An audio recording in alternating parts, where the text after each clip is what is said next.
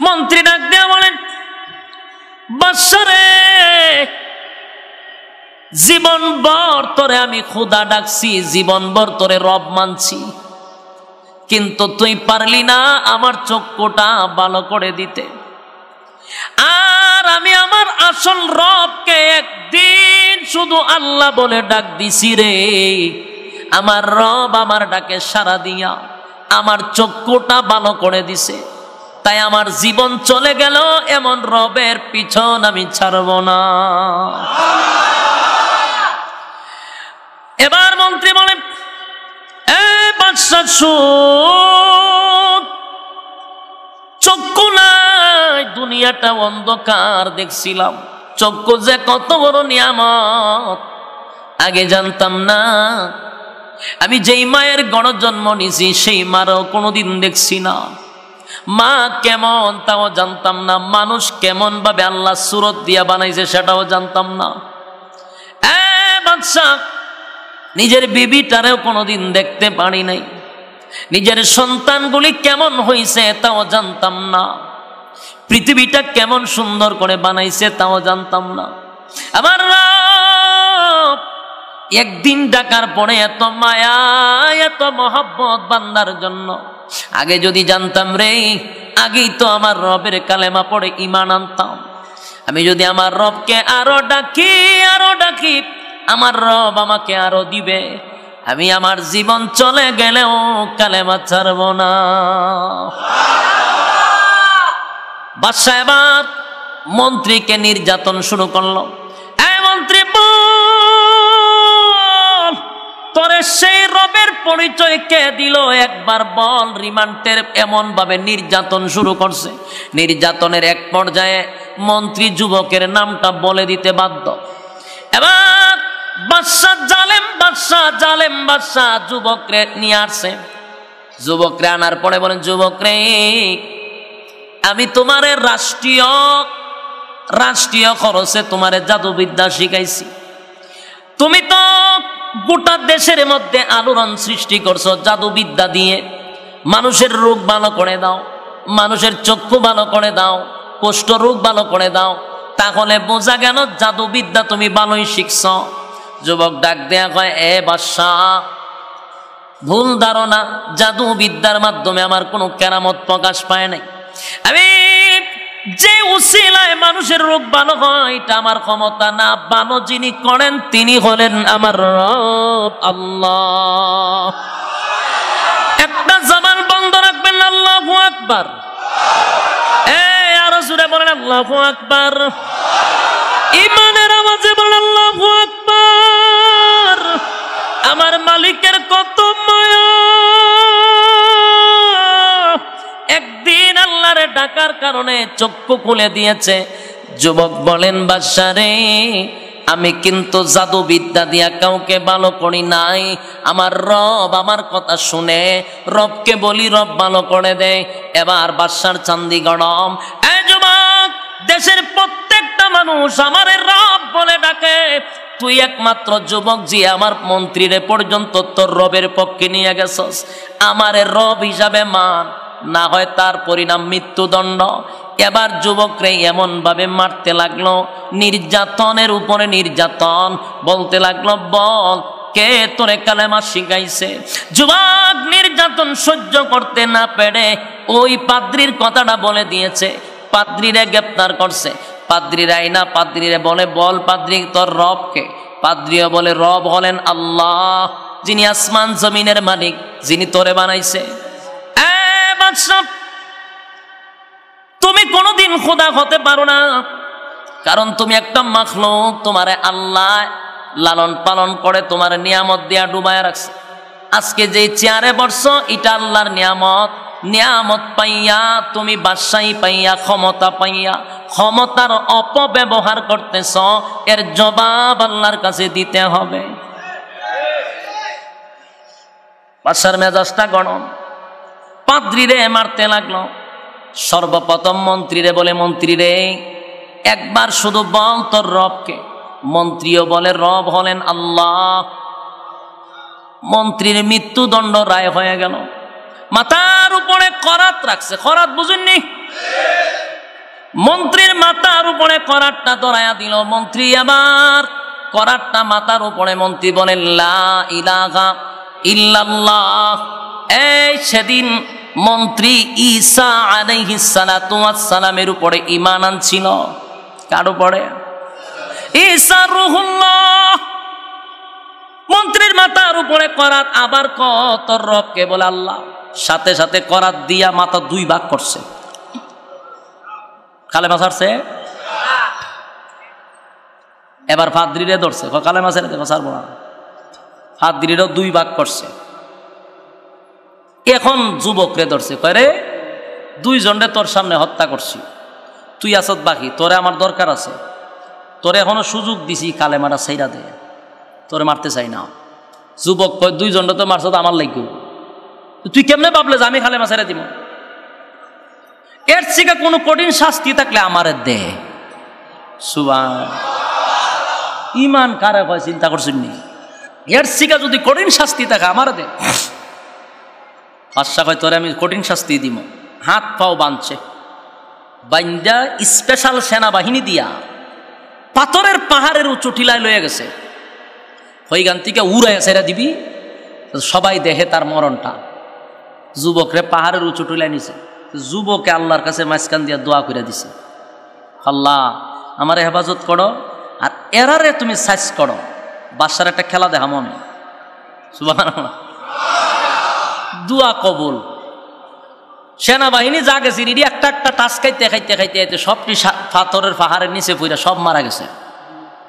যুবক বাদশার সামনে গিয়ে এইভাবে খার রয়েছে। বাদশা কই তোরে না পাঠাইছিলাম পাথরের পাহাড়ের উপরে, ইগান আইলে কেমনে? বাহিনী কো বাহিনী একবার বর্ত হয়ে গেছে গা। কিভাবে? আল্লাহ সাইজ করছে। বাদশার পায়জামা গরম, কইটা কয় কি? গিয়া দীক্ষা, বিশ্বাস না হইলে।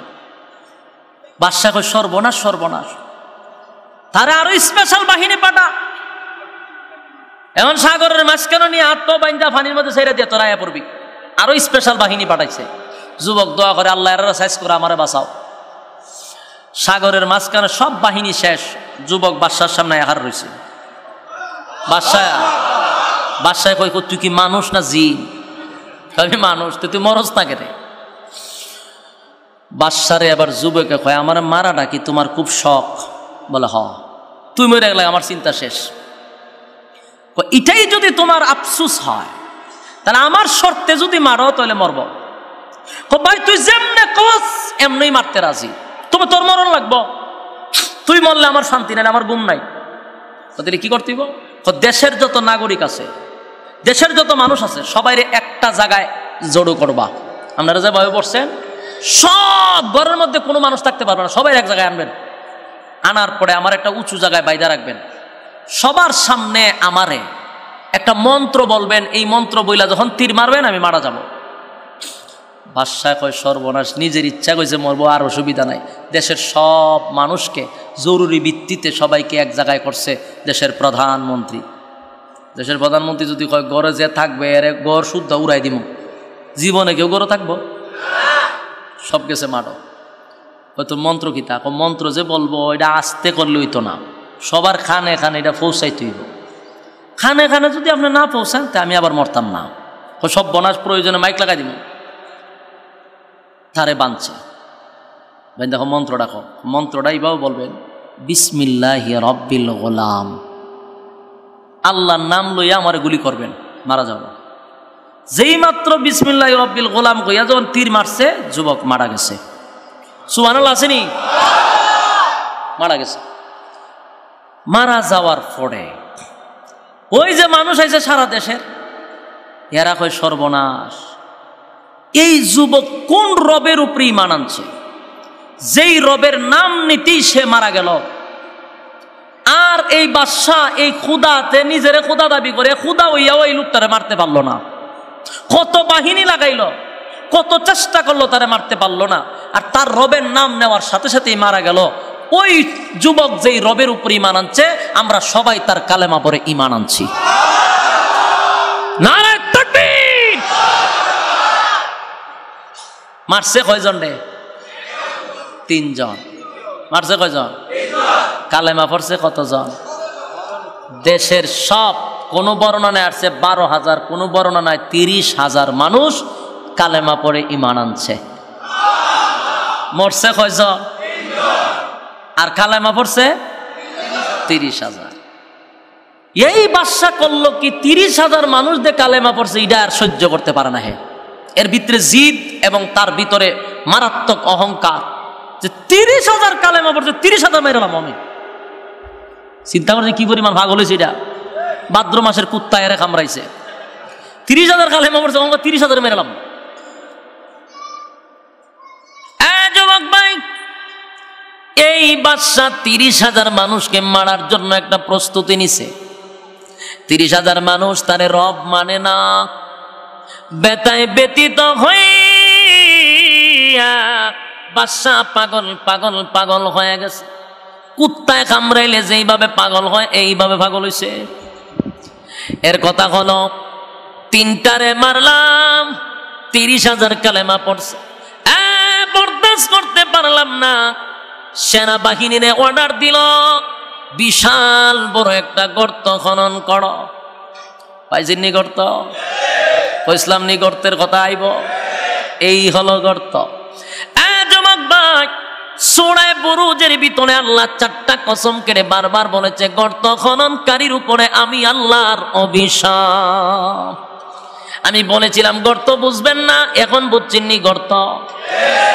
জালেম বাদশা 30,000 মানুষকে মারার জন্য বিশাল একটা গর্ত খনন করছে। আল্লাহ কয়, কুতিলা আসহাবুল উখদুদ, গর্ত খননকারীর উপরে আমি আল্লাহর অভিশাপ।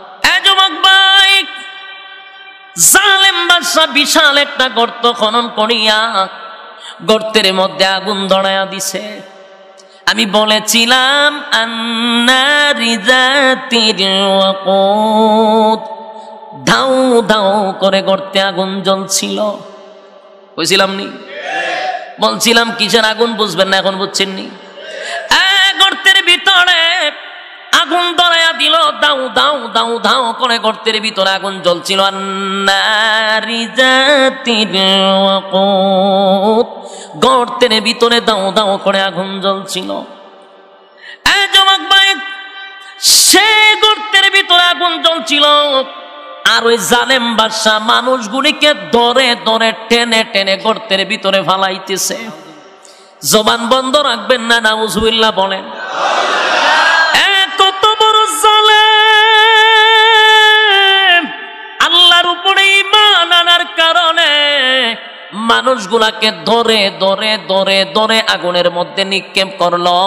দাও দাও করে আগুন জ্বলছিল গর্তের ভিতরে।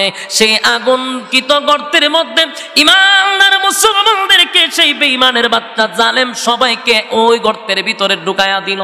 মানুষগুলি জিন্দা আগুনে জ্বলে গেল, কিন্তু আল্লাহর কসম একজন মানুষও কালেমা ছাড়ে নাই। নগদ ঈমান আনার পরে নগদই ঈমানের এত পরীক্ষা। সুবহান। আগুনের মধ্যে জীবন দিয়া দিল, ঈমান ছাড়লো না, ঈমান ছাড়লো না। 30,000 মানুষ আগুনে পড়িয়া জীবনটা দিয়া দিল। 30,000 মানুষ আগুনে পড়িয়া জীবন দিয়া দিল। কিন্তু একটা মহিলা দুধের একটা বাচ্চা লইয়া গর্তের মধ্যে দাঁড়ায়া ছিল। যুবক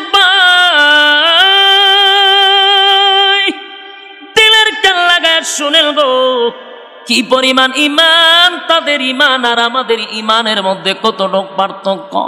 নগদ ঈমান আনার পরেও নগদ ঈমানের পরীক্ষা দিয়া তারা উত্তীর্ণ হয়ে গেছে। যুবক ভাই, দিলের কান লাগাইয়া শুনেন, ওই মহিলা তার নিষ্পাপ একটা ছোট বাচ্চার সাথে লইয়া এখন চোখের পানি গুলো ছেড়ে দিয়া কান্না শুরু করে দিয়েছে। হে মালিক, আমি আপনার উপরে ঈমান এনেছি, আমি বারবার আগুনে ঝাঁপ দিতে রাজি। আমি আমার সামনে 30,000 মানুষ আগুনে পুড়ে ছাই হয়ে গেছে। ঈমানের পরীক্ষার জন্য আমিও কিন্তু গর্তের মধ্যে পড়তে রাজি আছি, কিন্তু আমার দুধের বাচ্চাটারে লইয়া কেমনে গো আমি আগুনের মধ্যে জাপ দিয়া পড়ি। কলিজায় মানে না, স্বাভাবিক একটা মা তার সন্তানটারে লইয়া আগুনে জাপ দিতে চায় না, মার কলিজায় দেয় না রে আমার দুধের বাচ্চাটারে লইয়া কেমনে গো আমি আগুনে জাপ দিয়া পড়ি। ঠিক এই মুহূর্তে আমার আল্লাহ ওই ছোট বাচ্চার জবানটা খুলে দিছে। সুবহান, একটা জবান বন্ধ রাখবেন না। আল্লাহু আকবার, আরো জোরে বলেন আল্লাহু আকবার। ইমানের আওয়াজ দিয়া বলেন আল্লাহু আকবার। ছোট বাচ্চার ইমান, ছোট বাচ্চার জবান আল্লাহ খুলে দিয়েছে। ছোট বাচ্চারা ডাক দিয়া বলে মা গো 30,000 মানুষ তোমার চোখের সামনে ইমানের পরীক্ষায় পড়ে গেছে গো মা, আগুনে পড়তে দেরি, আল্লাহর তুই জান্নাত পেতে দেরি নাই মা গো, একটা সেকেন্ড দেরি করবা না, শয়তান তোমারে ধোঁকা দিবে গো মা, জান্নাত থেকে তোমারে বঞ্চিত করবে, আমার চিন্তা করো না, আমারে লইয়া আগুনে ঝাঁপ দাও। মা তার সন্তানের জবান দিয়া যখন কথা বলতে শুনলো পাগল হয়ে গেছে, সাথে সাথে বাচ্চাটারে লইয়া আগুনের মধ্যে ঝাঁপ দিতে দেরি করে নাই। জোরে কোন সুবহান। ছোট বাচ্চাটারে লইয়া আগুনের মধ্যে ঝাঁপ দিল, একে একে 30,000 মানুষ আগুনে পড়ে ছাই হয়ে গেল। ওই জালেম বাদশার অর্ডারে 30,000 মানুষ আগুনে পড়ে ছাই হয়ে গেল। আল্লাহ রাব্বুল আলামিন সেই কোরআনে কারীমের মধ্যে বলেন আন্নারি যাতিল ওয়াকুদ, আগুন দাও দাও করে গর্তের ভিতরে জ্বলছিল। ইযহুম আলাইহা কুউদ, তখন তারা সেই গর্তের কিনারায়, কোন গর্তের কিনারায়? যে গর্তের ভিতরে ইমানদাররা আগুনে পড়ে ছাই হয়ে গেছিল, যে গর্তের ভিতরে ইমানের পরীক্ষা দিতে গিয়া আগুনের মধ্যে ঝাঁপ দিছে, সেই গর্তের কিনারায় জালেম শাসকের বাহিনীরা মদ্যপান করছে, হারাশি তামসা করছে, ইমানদাররা আগুনে জ্বলে রে। বেঈমানের বাচ্চাগুলি গর্তের কিনারায় বৈশা বৈশা তারা লাফায়। আল্লাহ বলেন কুল হুয়াল্লাহু আহাদ, নবী আপনি বলুন আমি আল্লাহ একক। দিলের কান লাগাইয়া কথাগুলি মনোযোগ দিয়া শুনেন, একেবারে দিলের কান লাগাইয়া শুনেন। আল্লাহর কসম একটা কথাও গল্প হবে না, কোনো বানোয়াট গল্প না। কোনো বুজুর্গদের কেরামত আপনাদের সামনে বর্ণনা করব না, মেহেরবানি করে দিলের কানটা লাগাইয়া শুনেন। দুইটা সূরার সমন্বয়ে আমি আপনাদের সামনে কথাগুলি বলতেছি। তাদের দাঁত ভাঙ্গা জবাব দিয়া বলেন কুল হুয়াল্লাহু আহাদ, নবী আপনি বলুন আমি আল্লাহ একক, আমি অদ্বিতীয়, আল্লাহুস সামাদ, আমি অমুখাপেক্ষী, লাম ইয়ালিদ ওয়া লাম ইউলাদ, আমি আল্লাহ কারো কাছ থেকে জন্ম দেই নাই, কাউকে জন্ম দেই নাই। ওয়ালাম ইয়াকুল লাহু কুফুয়ান আহাদ, আমার সমতুল্য আর কেউ নাই। আসিনি সুবহানাল্লাহ। যুবক ভাই, দিলের কান লাগায় শুনেন গো, বেঈমানদের দাঁত ভাঙ্গা জবাব দেওয়ার জন্য রব্বে কারীম সূরা ইখলাসটা নাজিল করে আল্লাহ দাঁত ভাঙ্গা জবাব দিয়া দিছে। তার সরল তরজমাটাও আপনারা শুনতে পারছেন। এখন আসুন, এরপরও তারা থামে নাই। নবীর সঙ্গে কথা বলার পরে জায়গায় বেজাগায় তারা মানুষের সামনে নবীর সমর্থনকে বাধা দেয়। যারা কালেমার দাওয়াত গ্রহণ করছে তাদেরকে বাধা দেয়, বাধা না মানলে তাদেরকে কারণে অকারণে নির্যাতন করে। নির্যাতনের একটা সীমা আছে, কিন্তু বর্বর জাতি জাহিলিয়তের যুগে নির্যাতন কারে কয় গো? নির্যাতনের স্টিম রোলার চাপায়া দিছে, আকাশ বাতাস বাড়ি হয়ে গেছে তাদের নির্যাতনের কারণে। চাঁদপুরের বায়েরা দিলের কান লাগায়া কথাগুলি শোনেন। ইসলাম তো আমরা পাইছি মুসলমানের ঘর জন্ম নিয়া মুসলমান, আমরা ইসলামটারে গুরুত্ব দেই না, কারণ আমরা তো কষ্টের বিনিময়ে পাইছি না। কিন্তু সাহাবায়ে কেরামদের শরীরের তাজা রক্ত দিয়া ইসলাম নামক বৃক্ষটারে জিন্দা করছে, রক্ত দিয়া ইসলাম জিন্দা করছে। আর আজকে আমরা ইসলামটারে বিরানি আর কেকের মধ্যে রেখে দিছি। যুবক ভাইরা আমার, দিলের কান লাগায়া শোনেন, সাহাবায়ে কেরামরা রাসূলের উপরে ঈমান আনছে, কালেমার দাওয়াত গ্রহণ করছে, তো বেঈমানরা তাদের উপরে আক্রমণ করে, তাদেরকে কারণে অকারণে মারধর করে। নির্যাতনের তো একটা সিস্টেম আছে, কোনো সিস্টেম নাই। কোন সাহাবায়ে কেরামদেরকে দুই পায়ে দুইটা ঘোড়ার সঙ্গে বেঁধে দেয়, ঘোড়া যখন দৌড়তে থাকে দুই রান চিরে দুই বাজু চলে যায়। এমন ভাবে তারা নির্যাতন করে, তারা হাসি উল্লাস করে, এমন মৃত্যু দেখার পরে তারা মদ্যপান করে হাসি উল্লাস করে। কোন সাহাবীদেরকে শুলিতে ঝুলাইয়া তারা মারে, কালেমা পড়ার অপরাধে কোন সাহাবায়ে কেরামদেরকে জ্বলন্ত কয়লার মধ্যে শোয়া দেয়।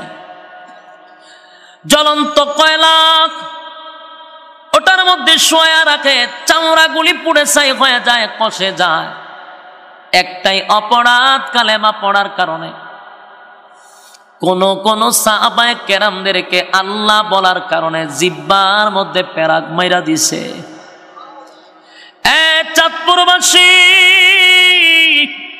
বলুন তো, ইসলামের জন্য কি আমরা এমন মায়ের কোনোদিন খাইছি? না না, ইসলামের জন্য আমরা রক্ত জড়াই না।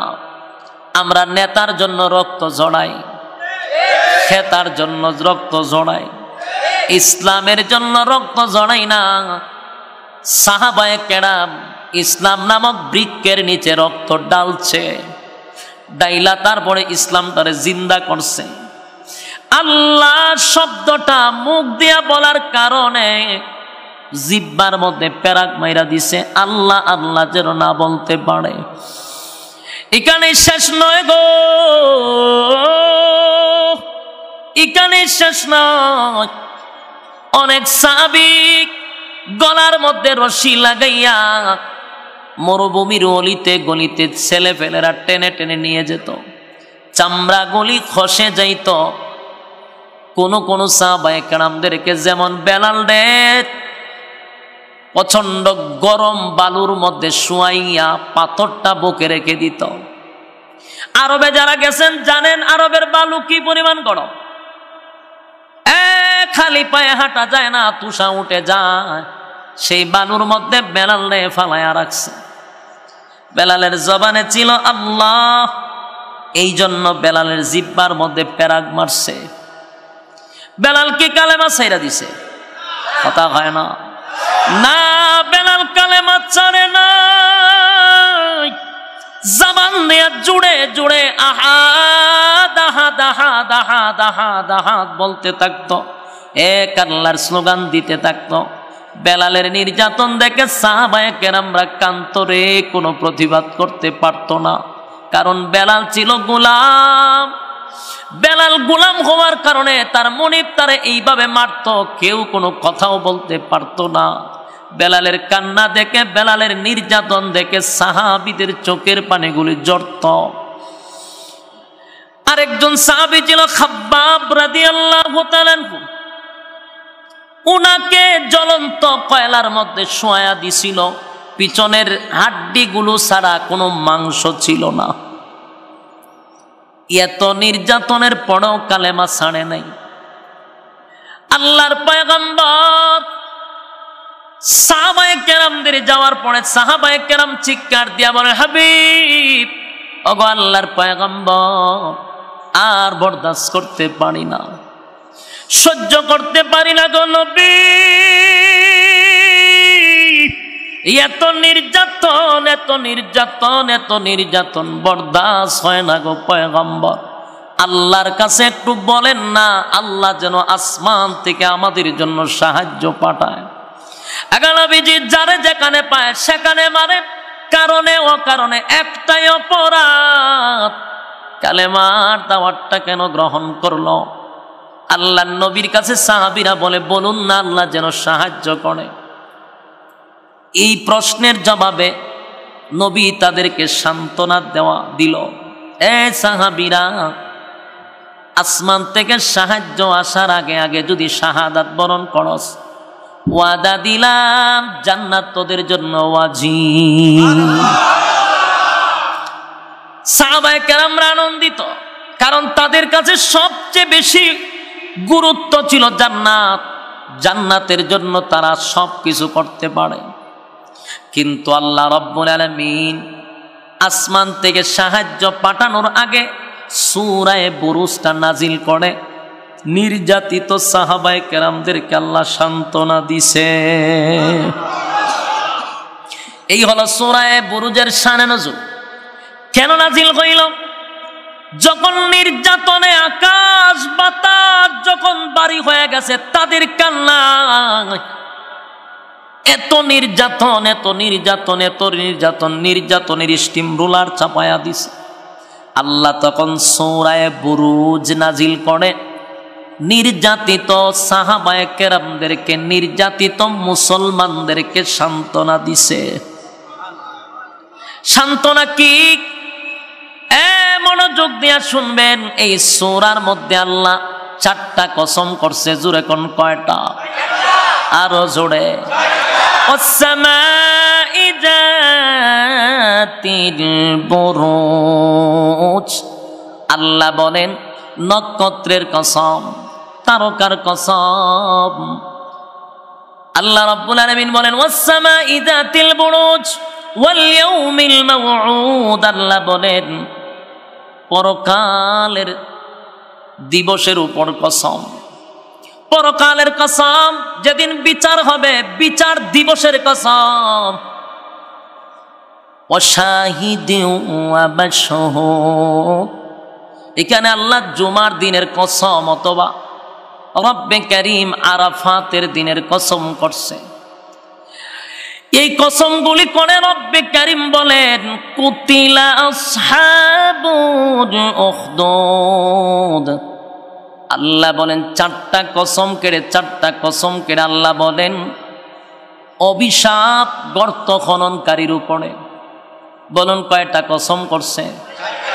কসম করার পরে আল্লাহ অভিশাপ দিছে জালেমদের উপরে।